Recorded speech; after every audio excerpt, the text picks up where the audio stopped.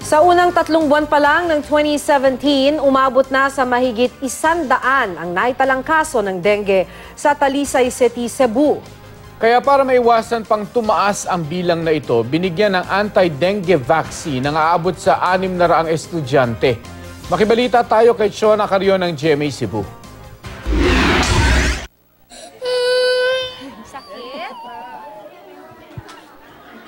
May mga umiyak at meron ding mga matatapang. Sila ang unang batch ng mga batang edad na 9 hanggang 14 na nabigyan ng anti-dengue vaccine sa Barangay Poblacion, Talisay City. Ayon kay Dr. Ray Cesar Bautista ng Rural Health Unit, isinailalim muna sa screening ang mga bata bago bakunahan. This is to make sure nga safe sad ta ba, dili ta makon. Kay first time lagi ni ay mga pangutana. Usa na to tagaan og bakuna. Nga kinahanglan naagi ng mama. Bago bakunahan ang mga bata, dapat ma-check na normal ang blood pressure nila, wala silang sakit o allergy sa gamot. Nagpasalamat naman ang inang Secresandina Hermosa sa libreng anti-dengue vaccination, lalo na't dumarami ang mga nadidengue sa Talisay City. Wala ka oy kay musak kita wag kita kwarta god.